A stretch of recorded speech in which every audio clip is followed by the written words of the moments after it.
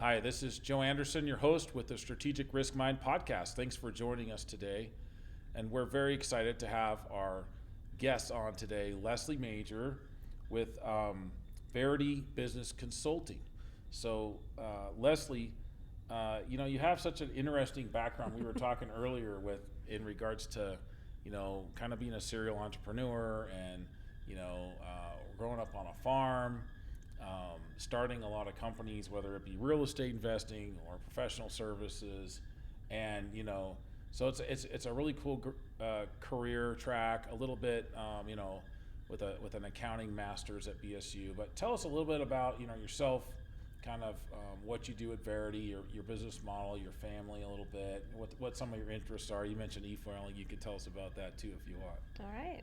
Yeah, I'm happy to be here. Like you said, I'm a serial entrepreneur. I grew up in family business on a dairy outside of Shoshone, Idaho, and I loved growing up and like spending a lot of time with my dad and working together as a family.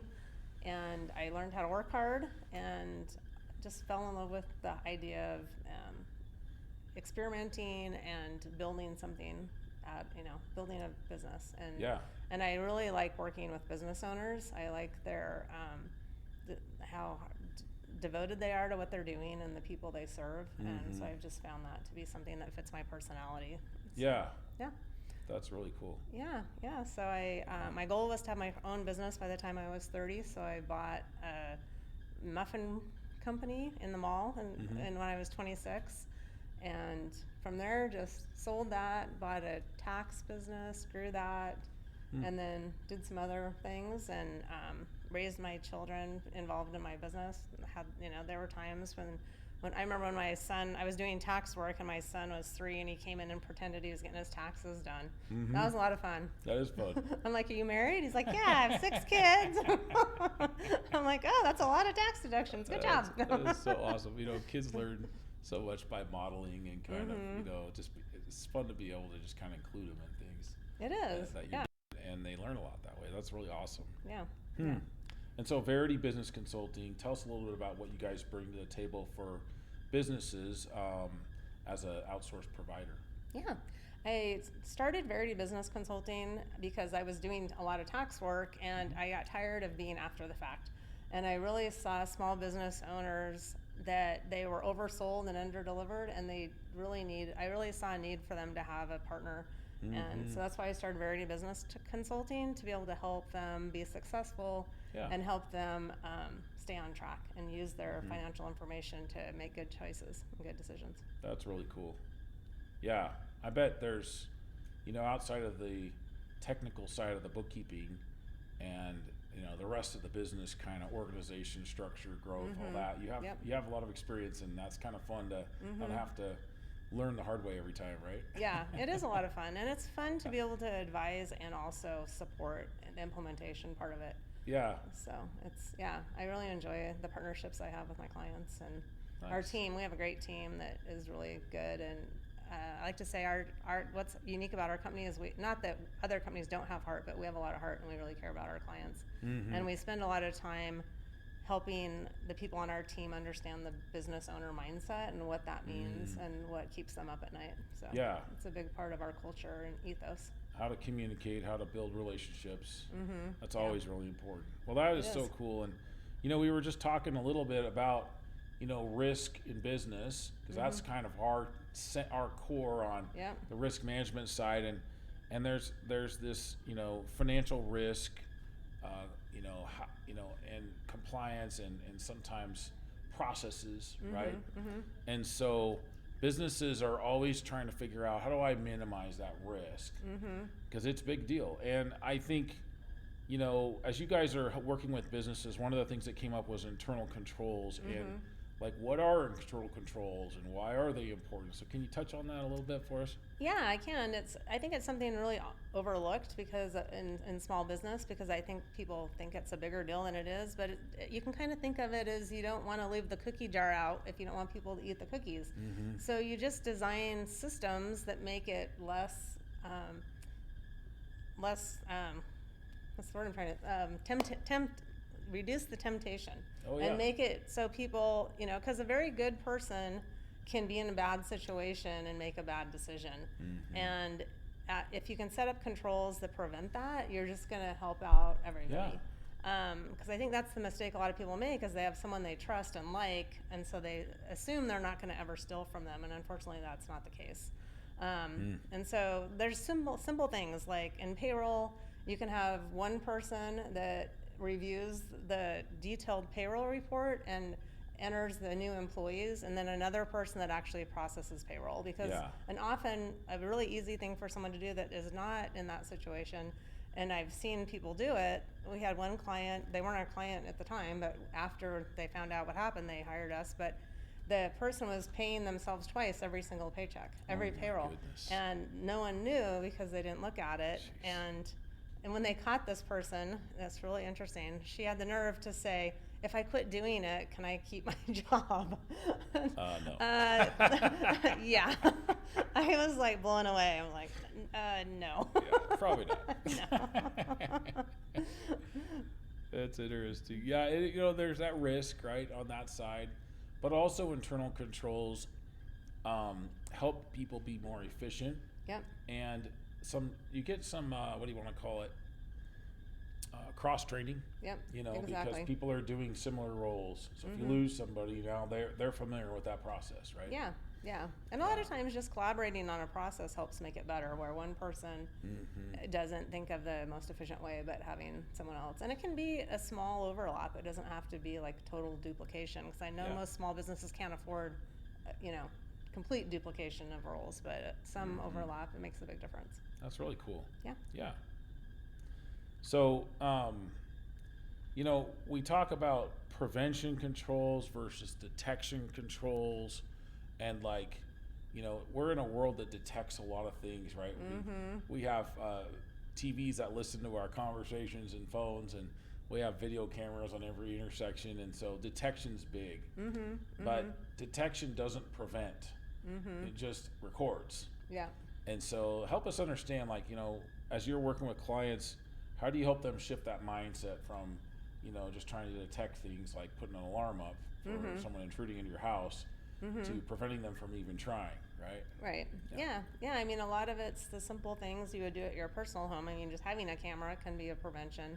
And then even like a lot of companies have inventory, and just locking it up is, or having, there's all kinds of things that you can do in a small company. Even a simple thing, like a lot of companies have gas cards for their employees that are filling the car with gas, and even just putting in the odometers every time they get gas, and then doing the math to see, like, it costs this much and you went this many miles, that's about right.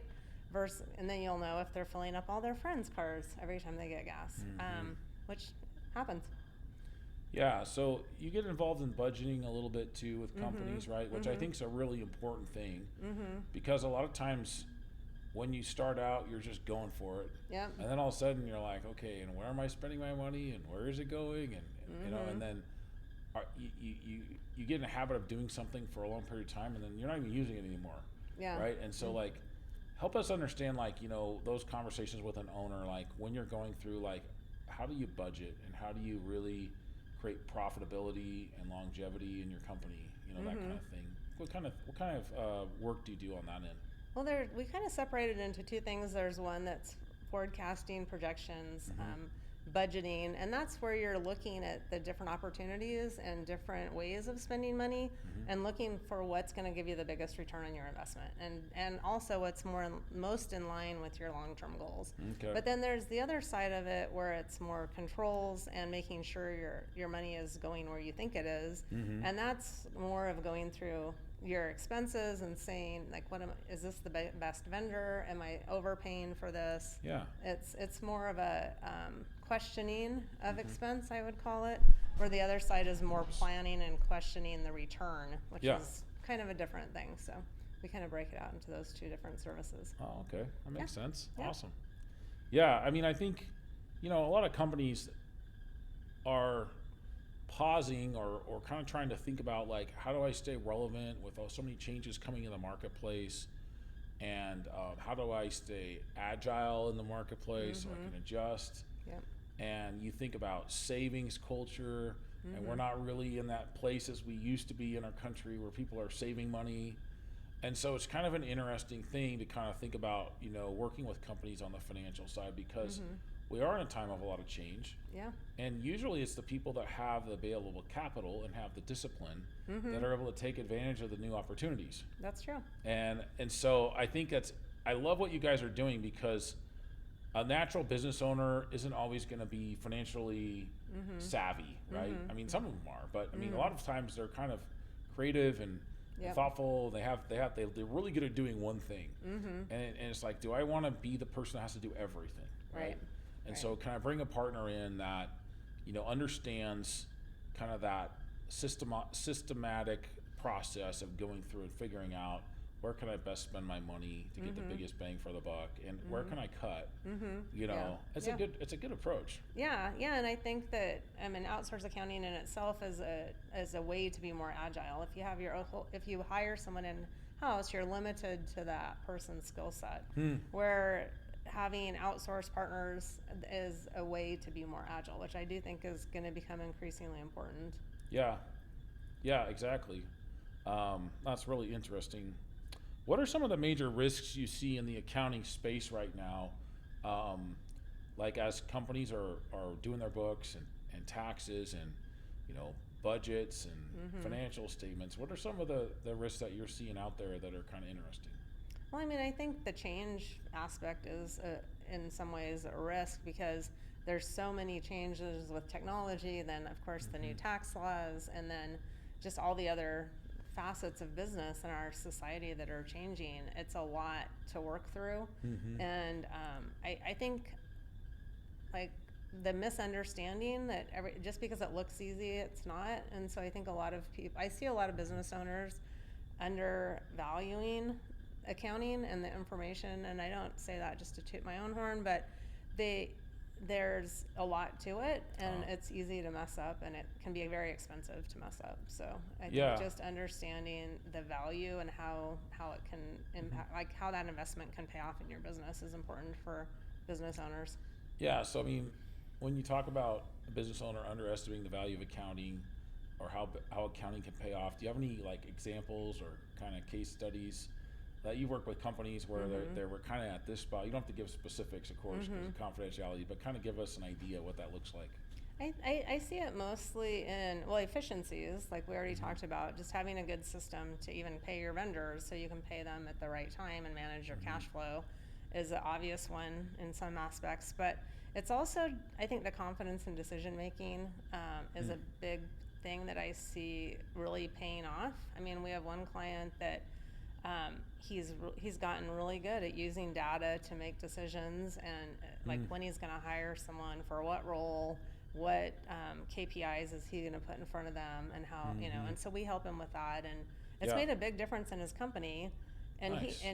He's a good business owner to begin with, but he just has that much more power behind him, and because of that information. So that's really cool. You mentioned key performance indicators, KPIs, and those are really cool tools, because it kind of synthesizes everything down to your top 5 or whatever it is that you need to be focused on as your company. Yeah. Whether it's employee turnover or error rate or whatever it is, right? Yeah. Depending upon what business you're in. And I think that's a lot of how we think at Fortify Risk, as well as, if you were to map out all of your risk, what are your top 3 or your top 5 areas, and then how do we measure incremental success? And we live in a world where it's like instant gratification a lot of times. And business build-outs aren't like that.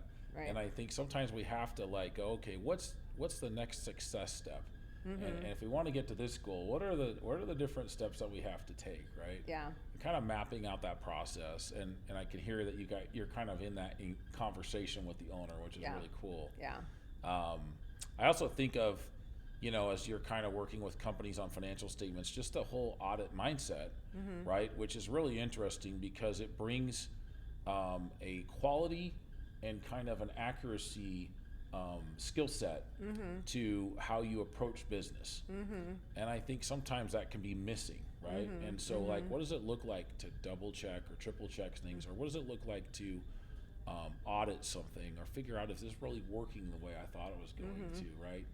And you get into some of that accounting side with businesses where it's, process improvement, right? Or some of that kind of stuff, which is really interesting. Yeah, building in double checks into your process is critical.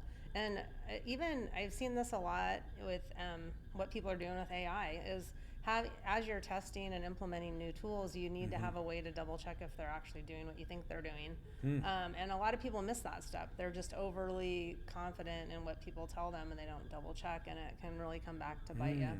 So taking the my wife used to call it Dr. Google, but now she calls it Dr. Charlie.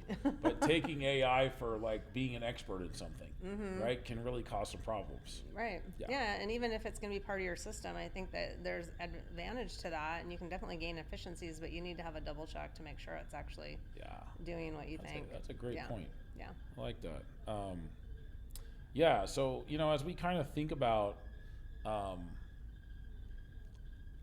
if you were starting a business today, kind of with what and then the services that you can bring to the table, maybe give some of our listeners, 3 to 5 kind of things that are important to kind of prioritize from a financial risk standpoint or even an entrepreneurial standpoint. But just kind of, what's on the top of your head on that? I think just building out systems and thinking about your strategy and really being committed and disciplined. I know there's always going to be things that you don't want to do or you don't want to, that are kind of seem boring, like I'm sure people think insurance is boring. But just trying to find a way to make it interesting to you and to find partners that can help turn it, like everything doesn't have to be a certain way. You can, like accounting, we can do all kinds of reporting, we can make it all different colors, we can do things to make it interesting and to engage a different personality type. And I think as a business owner or someone starting a business, you really need to know yourself and think about what that looks like for you and do the work to get the systems and people in place that make it work for you. Yes, that's great. I think, what's the intention behind the systems you're setting up front? Exactly. Because it can be a lot harder to set them up down the road when you have to start changing everything mid-course. Yeah. And I often think of that. I was talking to somebody the other day about that kind of thought process of an angle, and if you're off like a degree or two, and that's not a big deal right at the start, but 1,000 yards down the road, it might be a decent distance, right? Yeah. And so what does that look like for a business owner to kind of go, maybe the extra intentionality on the front end is going to save me some headaches. Yeah. I remember a business owner I knew a while ago that when he first started, everybody was like, "That all your systems are total overkill. You're just barely starting." But what it allowed him to do is, he stuck to his guns and he really overbuilt to begin with, but it allowed him to grow so much faster. Yeah. Because you do inevitably run into places where they call it the 3, 9, 10 rule or whatever. When you get certain numbers, you have to like redo all your systems because they only can scale to a certain point. Interesting. And so being aware of that, knowing when those points are going to hit, when everything is going to break, so you can proactively get ahead of it. That's something we've tried. I'm not perfect and I'm still learning, but it's something we've tried to do at Fortify is like, what are the things that we're going to need 2 years down the road or 1 year? And can we set some of those up without a lot of cost now or whatever it is, right, as you're growing? And, being able to scale, without a lot of cost, without a lot of rework, right? And you're talking about that. That's so important. So this is great. And I think, that just having a kind of a person to kind of throw some ideas off of and brainstorm a little bit is really helpful. Oh, yeah. So I think that is a cool side benefit, right? Maybe not always direct, but of working with a group like Verity Business Consulting is that you get that kind of, well, what are your thoughts? If you were in this business, what would you do? What are some best practices here? And it's not, I don't have to have all the answers, right? Right, none of us do. Yeah, so that's really cool. I love that. It is cool. Yeah, and that's one thing that I really enjoy is I get to see a ton of different businesses, and so I can pull, knowledge from different places to pull into different situations, which is nice. Yeah, that's really cool. So you guys work not just like on bookkeeping, but you also work like as a controller and as an outsourced CFO. And so how's that work in your organization and what are some of the different as you climb that ladder, what are some of the different scalable services that you bring, right? That get added as an example. Yeah, one is what we talked about is just looking at the future and cash flow planning and asset allocation, how you want to, what things you want to put money behind, and what that and how to measure the return on it. So those are all the kinds of things that are like higher level. When people want to have the higher level services, those are the kind of things that we can provide. And we don't do a ton of bank and financing work, but we can help with that. Okay. Like right now I have a client that I'm working on he's looking at a new project to build out a new business. And so I'm helping him put together all the projections and put together the loan package. Yeah. I'm not doing all of it for him, but I'm helping him guide that process, and I so see. he can decide what that's going to look like and what kind of financing he can get and how it's going to build out for him. What his options are. Yeah. And then you're working on I'm guessing the return on investment kind of calculations Yeah. for different options. Yeah. That's kind of interesting. I mean, some people wouldn't think so, but I do. I think it's fun. Yeah, that's really cool. That's awesome. Yeah, so I think, a lot of what I'm hearing today and kind of one of the themes is being prepared, and that kind of instead of being reactionary, kind of being proactive, Yeah. right? And that's a big theme for us with Fortify Risk, because we feel like risk management kind of gets put in the back corner, right? Sometimes, and so as you look at risk in finances, that's a piece of it. And I think it's fascinating to kind of think about, like, instead of like just hope and prayer kind of strategy, what does it look like to kind of map some things out and maybe map out option B, option C if this isn't working the way that you thought it was going to go, and pull in some pros to be able to do that. And I just think that's so exciting to me, because you see a lot of businesses and it's not for lack of effort that they fail, but man, it's just hard to watch, because you're like, man, this is a good person. They do a good product, but there was just something missing there, right? And it's like, it doesn't need to be that way. Right. Yeah. Yeah, definitely. Yeah. I see that a lot, unfortunately. Yeah. Often it's working too much. What's that? I said sometimes it's even working too much. Yeah. Because they just don't care for themselves enough, and then they end up getting burnt out and not as effective. Yeah, and it's like, what are the different skill sets I need in this business? And do I have some complementary personalities and all those pieces? So it's that working on the business instead of in it all the time. Yes. Yeah, I kind of hear that with what you're talking about. Yeah. Huh, that's interesting. So you've also, on the entrepreneurial side, kind of scaled a little bit, right? And built businesses up. Tell us about, how that looks, not just from a like sales standpoint, but also your team internally. Like, what have you learned in that side of things? I'm just curious, as you're building a team, what are some of the takeaways there? Oh gosh, I've learned a ton. That's probably the thing I've worked on the most over the most recent years. And really what we've done, we've gone to EOS. We use EOS as operating our company, and having an accountability chart where we really are clear about what people own and making sure that they're owners of the results that they're expected. And I think that's a big thing, is accountability, transparency, honest and open conversations. And I really try to listen to what people do, not what they say, and use that to be a good manager and really understand what people are good at and what they want to do. Yeah. Sometimes they people might just don't try know. to say what they think you want to hear, right? Exactly. Yeah. Exactly. Yeah. Interesting. Yeah. Huh. It's not easy though. It's challenging. It is challenging, and listening, paying attention, but then being able to also kind of chart the vision and kind of go, here's where we want to go, and rally a little bit, right? Yeah. Yeah. Yeah. That's so cool. Yeah. Well, it is kind of a learning process, but some of it is realizing that where we need help, bringing that help in. Yep. So it's interesting you mentioned EOS; those are good consultants, and Yep. it's an interesting time. I think there's, you look at some of the new technology with AI and robotics, and you see some of the jobs being replaced, and a lot of those are knowledge based. Yep. Really, right? And they're not critical thinking, problem solving based. And so we've had this period of time for so long where there's certain jobs that have a lot of technical knowledge that have gotten paid a lot. And I think some of those are going to be shifting. Yeah. And people are going to have to go, what does it look like to add value in this area? Yeah. If just sheer knowledge isn't always valuable anymore, what does it look like to actually think critically in this and be able to adapt and shift and move? Yep. And small businesses have to do that all the time. Yep. And as an outsourced provider, you're constantly working with different companies. So it seems like you've honed those skills pretty well.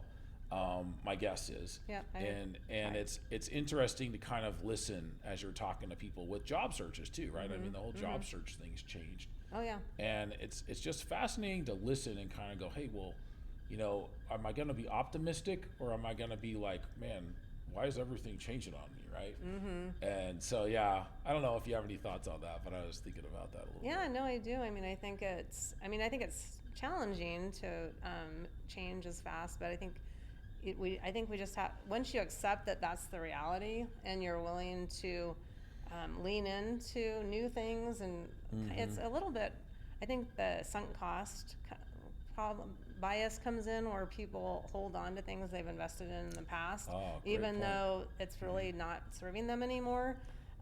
It's just a human bias that we have in our psychology, and if you realize that that's the case, and just have the courage to cut your losses and move on to something different, I think that's a really important skill. And it's one that I see, especially people, team members, that they worked really hard to get this certain set of knowledge, and they want to just keep doing that. Yeah. But which is great, but you have to eventually just accept the fact that you need to change, and that just because you put a bunch of money and effort into something, if it's not serving you anymore, you have to move on to something else. Yeah, it's that kind of idea of a capitalistic society, because the market kind of dictates the need. Yep. And it doesn't mean that you have to do every job or something you totally hate. Right. But it has to be somewhat relevant to the market needs. Yeah. Right? Exactly. Yeah. Yeah. Yeah. Yeah, that's a very good point. Yeah. Interesting, Leslie. Yeah. So, well, this has been a great conversation, Leslie, and it just, a lot of really good insight for business owners. So I thank you for that. And as we're kind of wrapping up here, I want to just give you kind of the last word, so to speak. If you have a thought for business owners, whether it be on entrepreneurial risk or financial risk or other areas, but just whatever's kind of on your mind to kind of share with our audience. So, well, my last words, I think, is just to take care of yourself, so that you're able to bring your best self to the challenges ahead, and build a team around you that can support you in doing the things that you want to do, and don't try to do it all on your own. Yeah, I love that. Yeah. Sustainable growth, right? Sustainable growth. Yeah. Sustainable personal growth, sustainable company growth. Exactly. Have fun while you're doing it. Bring a cool team. Yeah, exactly. It makes all the difference. Yeah. Yeah, I love it. Yeah. Well, thank you so much, and this has been great. Another great episode of the Strategic Risk Mind. I just get blessed by having great people around me that make me look good. So thank you, Leslie. Thank you. And, it's been a pleasure. Yeah, we'll see you next time on the Strategic Risk Mind. Thank you for being a part of our community.